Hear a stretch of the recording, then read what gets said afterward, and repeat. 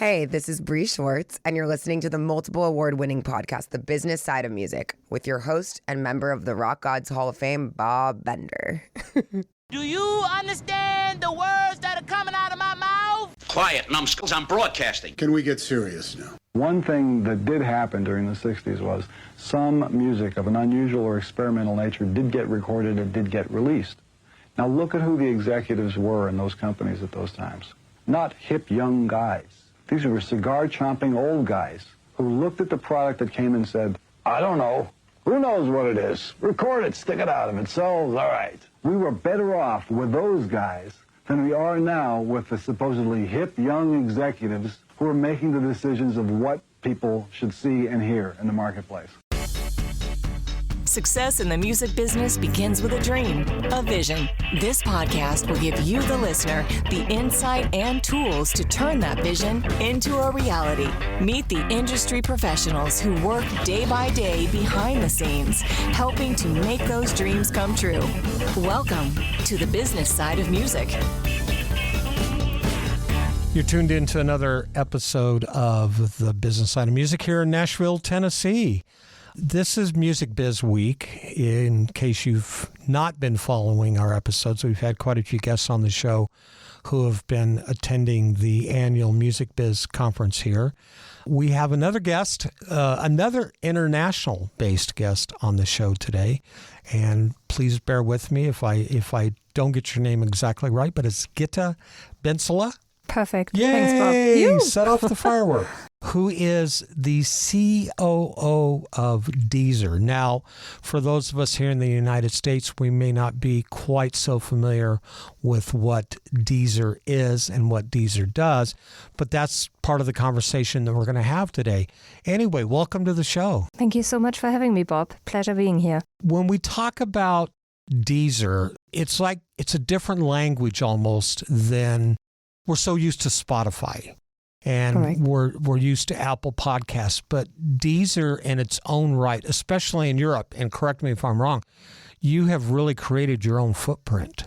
We absolutely did. I mean, we are mostly known, our key markets, I would say, for users are France, Germany, we are known in the UK, but it's not only Europe, it's actually also South America and Latin America.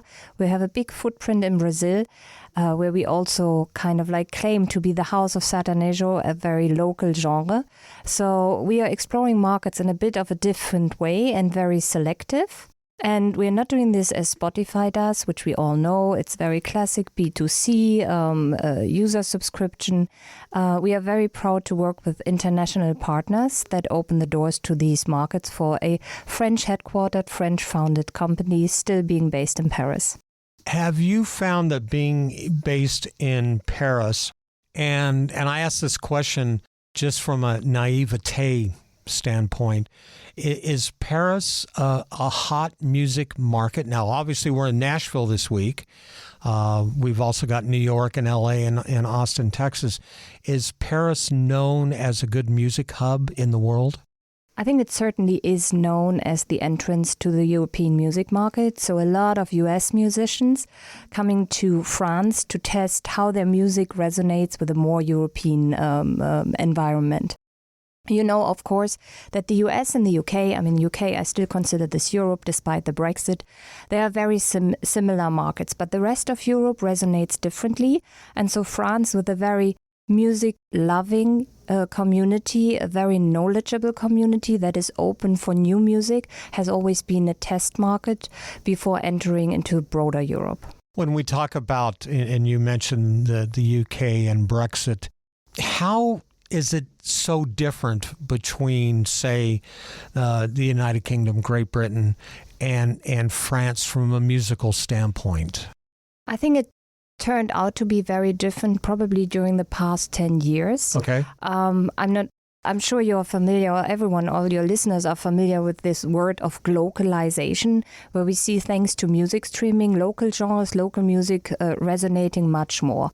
And when we compare the UK, this is still very much driven by the US market, English language. So a lot of music that is listened to there is coming from the US or resonates in the UK and Ireland. And in France, we have a very unique and specific music scene. And this is not only influenced by the French music scene as such, but obviously also by the music scene from Africa, where exists a very close connection. So a lot of music that is listened to in France is coming from the African continent, is brought into France and resonates very well. So the main difference is truly the language. I believe especially when we talk about music from the continent of Africa, we almost look at that as world music. Do you look at it more as a localized style or a genre of music? I definitely do.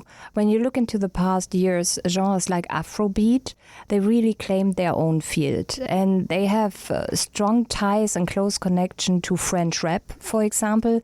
So I see it. I've been brought up with the connotation of world music being this very all-compassing, literally folkloristic music. But this is really very specific and very fresh and very new, what is coming from the African continent, still very rooted in the African heritage, but translated into something that resonates to a broader audience that is maybe sharing the same roots, but certainly sharing an affinity for popular genres, which just translate into or have been translated by African artists, creators, producers. You brought up a certain genre of music in France. Is there one genre that outpaces all the others, especially in that part of Europe? Is it pop music? Is it rock? Is it hip hop or rap? What seems to be the trend these days? I think it's very, very similar to other music territories. It's still rap. That's the most prominent, most listened to genre, which is not so surprising because popular genres are primarily driven by younger generations, and they are listening to music that reflects their environment, that speaks with their language, that is resonating and very clearly resonating with what they see and perceive. And so rap seemed to be still the genre that expresses the most how younger generations reflect on the world. This is closely followed by something which we call French variété. What is that again? French variété. How can you describe French variété? That's kind of like deeply rooted, probably having the roots in French chanson, what everyone knows, but translated into very fresh, very artistic expressions with beautiful artists that are not only resonating through their music, but create a whole artistic environment around them. So I would say we see this being a huge trend as well. Yeah, but it's rap like in most countries of the world, I would say the dominating genre. I'm going to go down a couple different paths in this conversation, but I want to jump back a little bit. When we talk about Deezer, their position in the music industry, especially key markets, do you see the role of that company expanding, broadening into the U.S. market, or I think you mentioned South America, or the Pan-Pacific nations? Do you see Deezer's footprint getting established and becoming bigger? Oh, yes, I definitely do. I mean, we have our established market, which are our core markets where we are well known. But we also have shown the nimbleness. Is that a word in English? We are nimble, we are agile, we are small enough to be very innovative, to a certain extent being disruptive. And we've explored different ways to enter territories. And I mentioned that we are partnering with large companies in South America. We are the partner of Mercado Libre. For those who don't know, that's pretty much the Amazon of South America, who is our partner in providing music to their customers, to Deezer users. We have a partnership with Sonos, where we are looking into empowering their radio programming, which is a big piece, obviously, for a hardware company to have an offering that resonates with their users around music. We are working with large media companies, like in Germany with RTL, where we are powering their music programming in what is a multi-purpose entertainment app. So certainly by exploring these different paths and being agile, coming up with innovative ideas makes us a preferred partner, I would say, for for B2B businesses, and this is also opening then the way to users into the B2C business.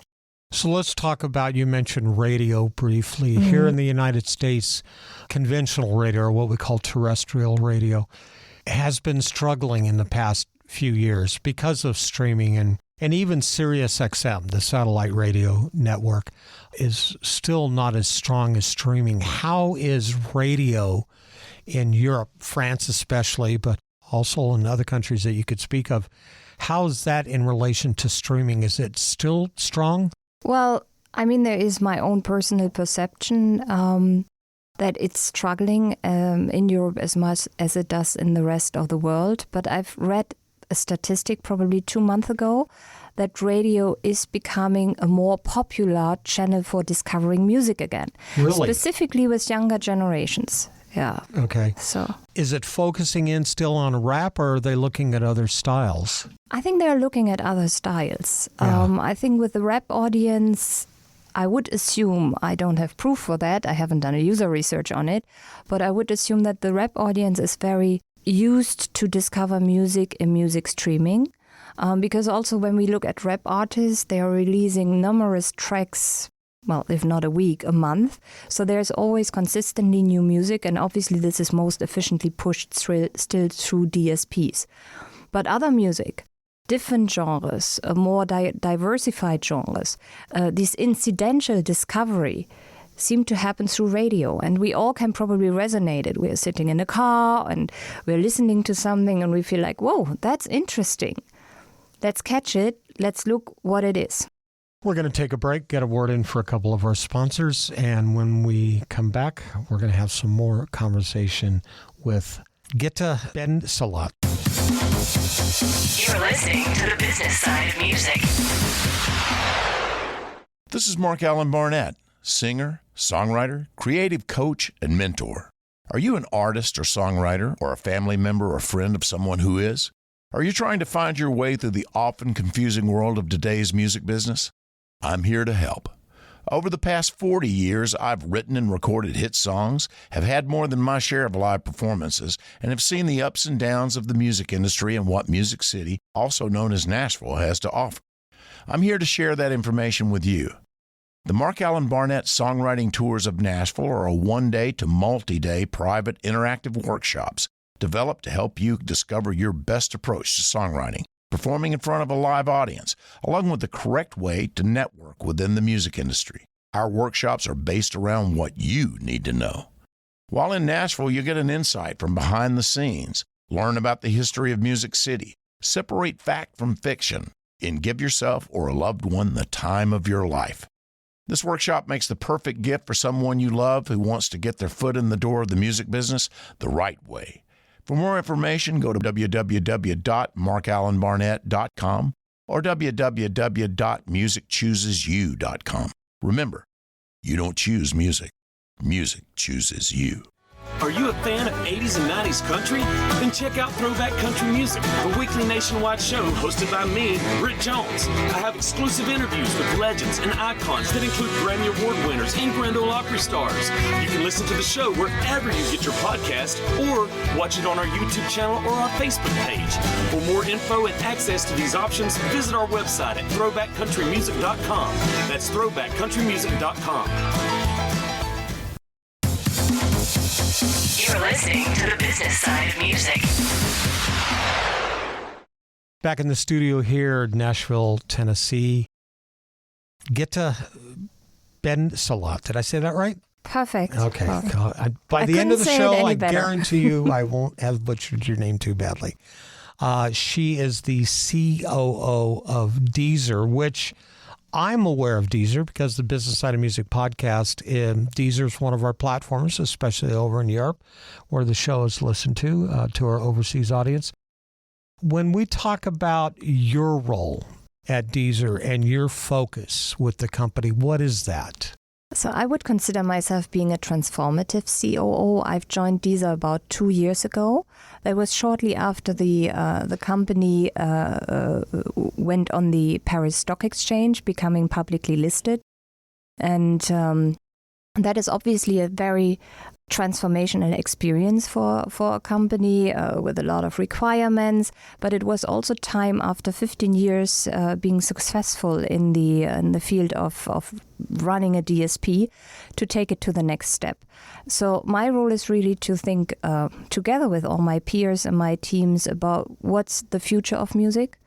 Where does music go next? What will be the user needs of the future, and to build the organization that sustains that. So I'm driving the transformation of, or I've been focusing in the past 2 years, together with a great team, on the transformation of the business to take it to the next step.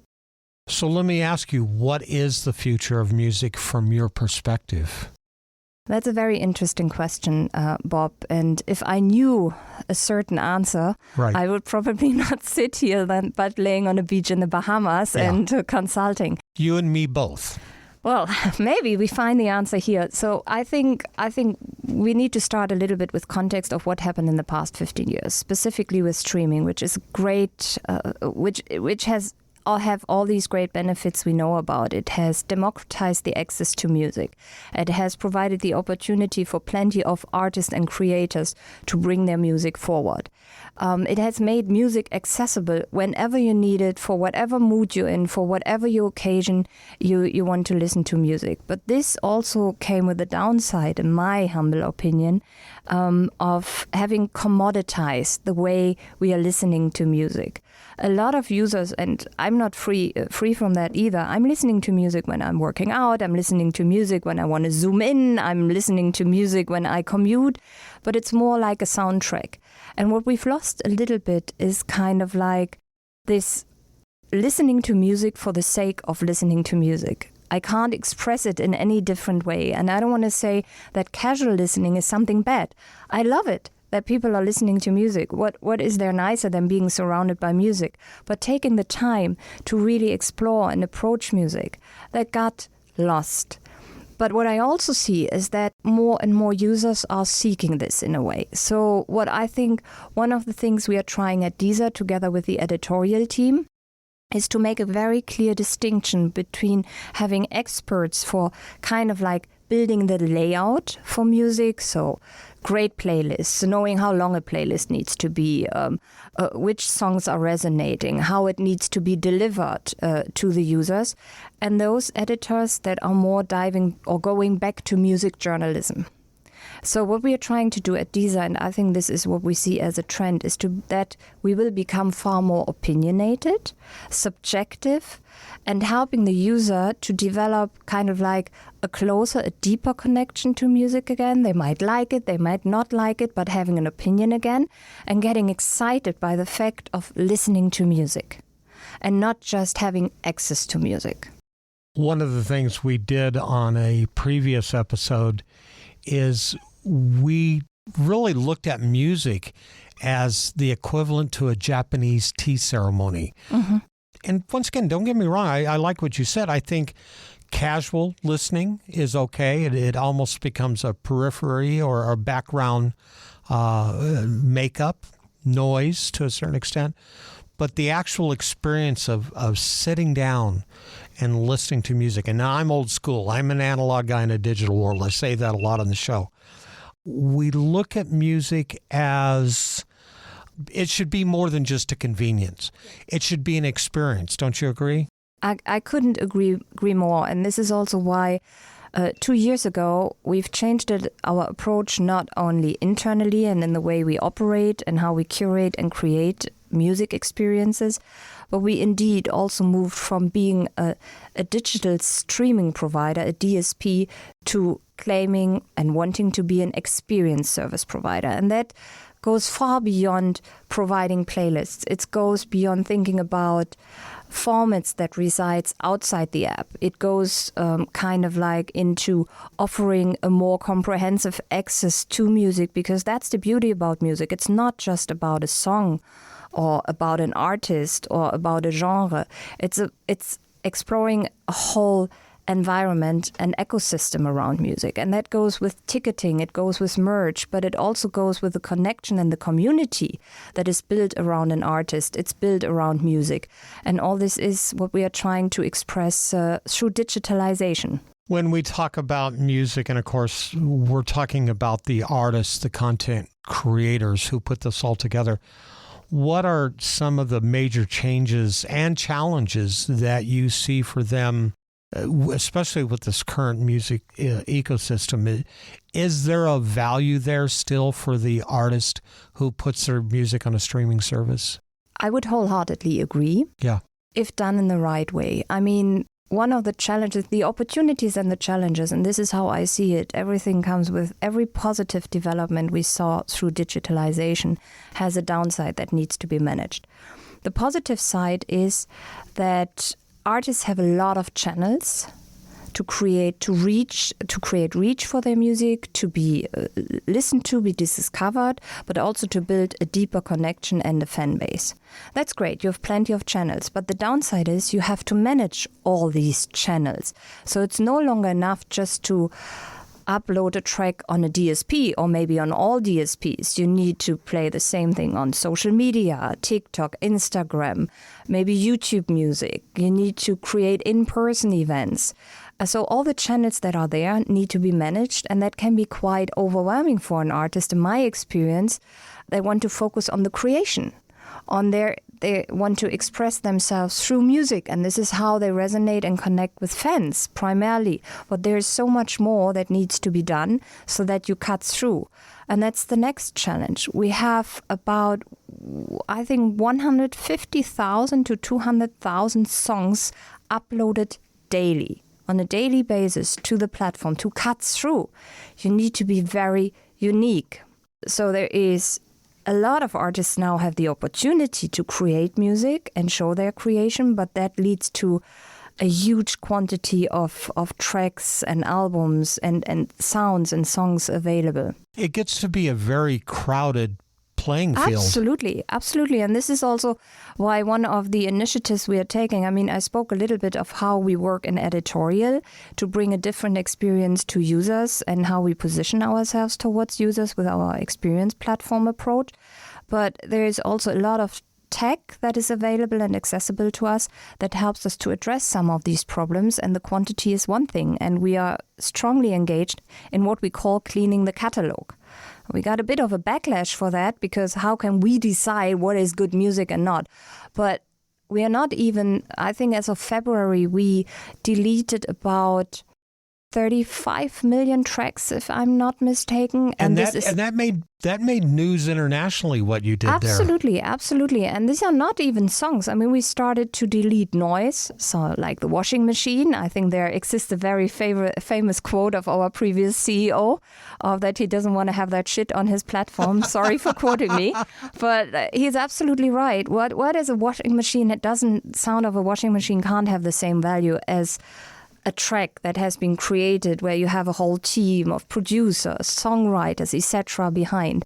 Then there are a lot of what we call mono track albums, where a whole album just consists of one track for the sole purpose to generate streaming, which is highly fraudulent. So, and then we have a lot of what we call functional music, rain sounds, etc., which are still participating in the royalty pool, and which we bit by bit are replacing with content we produce ourselves, and which obviously doesn't require any royalty payments. So this new business model has been in effect for 6 months or so? A little more, 8 months. Yeah, and the backlash, obviously, that you mentioned about, has that subsided and people are going, okay, this makes more sense because there's less noise for me to navigate through? I mean, we'd never claimed with the artist-centric payment system, of which the catalog cleaning is one column, that this is the ultimate solution for solving a problem that has been untouched for 15 years. And that's the fair allocation of the royalties and the licenses we have to pay. But what it certainly triggered was a different approach.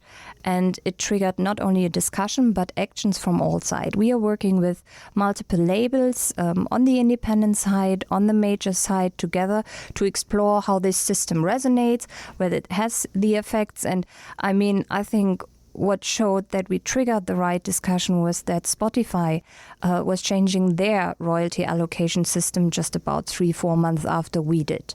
And I'm not it's an exploration phase. I think what was overdue is that we have the discussion, that we take a different approach, that the whole industry is taking a bolder approach, a more transparent approach on how royalties are allocated. Is this already the last solutions? We will have to see. You can't say after 8 months this is working or not working about a change of a system that existed for 15 years. I would assume that the business model, at least the Deezer business model, is still a bit of a fluid environment because it is an ever-changing music evolution. Yeah, I wholeheartedly agree, but this is also the fun of being with Deezer because we are a small company. We are highly innovative. We have an own research team in-house that is looking into innovations that are driven out of our experiences. We can move fast, we can change fast, and this is the way how we influence the music industry. We are not claiming that we are deeply disrupting and everything we do is right, but we can set the right incentives for having discussions which from our perspective are overdue. Sometimes being disruptive is not a bad thing, though. True, but not being disruptive for the sake of being disruptive. Correct. I agree. We're going to take another break, get another word in for a couple of our sponsors, and when we come back, we're going to have some more conversation with Gitte Bendzulla. You're listening to the business side of music. Branding. What is it really? It goes by many names. Marketing, licensing, and image. When in reality, it's 7 key branding formulas that all need to harmonize perfectly. Mess up just one formula and you have compromised the whole brand build. Dead Horse Branding facilitates all 7 formulas under one roof, building, promoting, and marketing all brands at all different stages of their level. We are a marketing team's dream, and we were built to service talent, artist managers, record labels, independent artists, iconic brands, legacy estates, and startups. Rooted in music and seated across other industries like fashion, various talent, hospitality, authors, interior designers, lifestyle brands, and corporate entities. The 7 branding formulas do not discriminate. 7 branding formulas, all in one swift movement. Sick of beating that dead horse? Come to Dead Horse. Please visit us at deadhorsebranding.com or send us an email to info@deadhorsebranding.com. As a musician, you have a dream, that vision of what success looks like for you. Though it's not only about the money, money is a part of it. Whether you've been extremely successful or just striving to maintain a regular cash flow, you need a plan. Money Concepts can help you develop a customized plan to achieve the financial stability and success you want. For over 40 years, Money Concepts has been providing holistic financial planning services to individuals, families, and business owners. As an independent firm, Money Concepts and their associates are committed to always represent the best interest of the client. It's really about independence coupled with committed benevolent interest, which means that they can represent your client, not a product supplier. It's not about selling products. It's about helping you achieve success.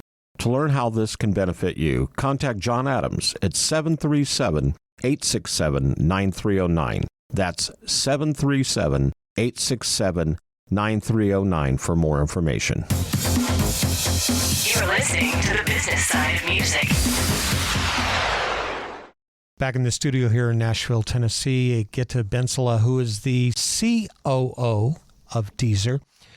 During the break, we were throwing some numbers around rather loosely, but having some nice dialogue.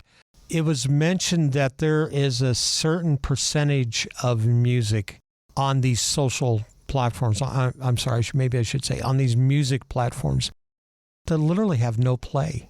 Correct. It's zero. What is done with content like that?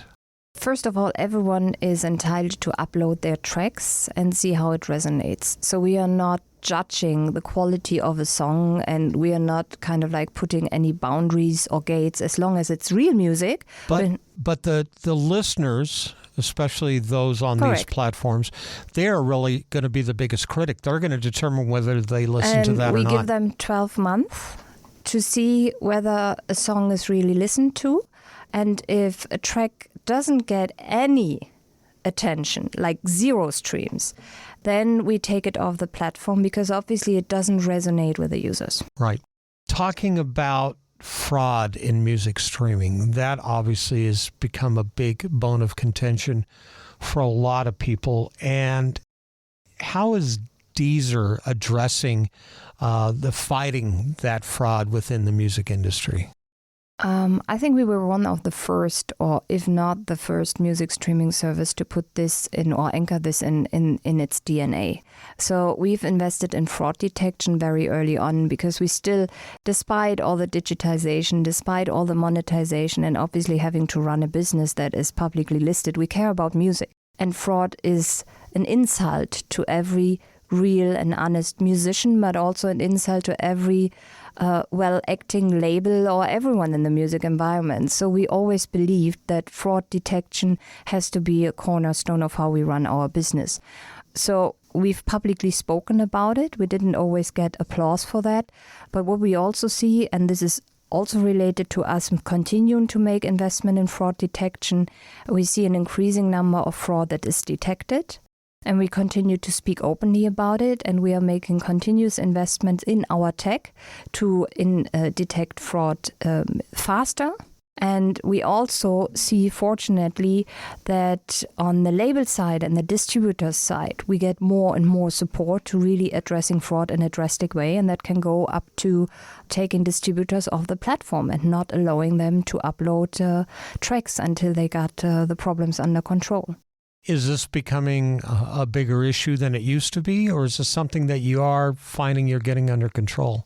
I think we are both, I would say. I think I wouldn't necessarily say it has become a bigger issue in the recent month or years. It just got more attention because there are more artists that want to make a living out of their music, and streaming should be one of the ways that provides for their income. So there is simply more attention on everything that decreases the share of royalties for artists. I think the technology has just become better so that everyone is in a position to address fraud faster and more effectively.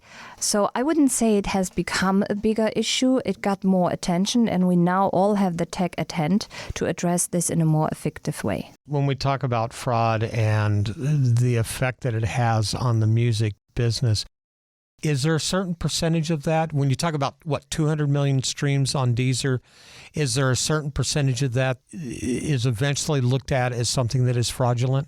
In 2023, if I recall correctly, the number for France, we detected about 10% of the streams being fraudulent.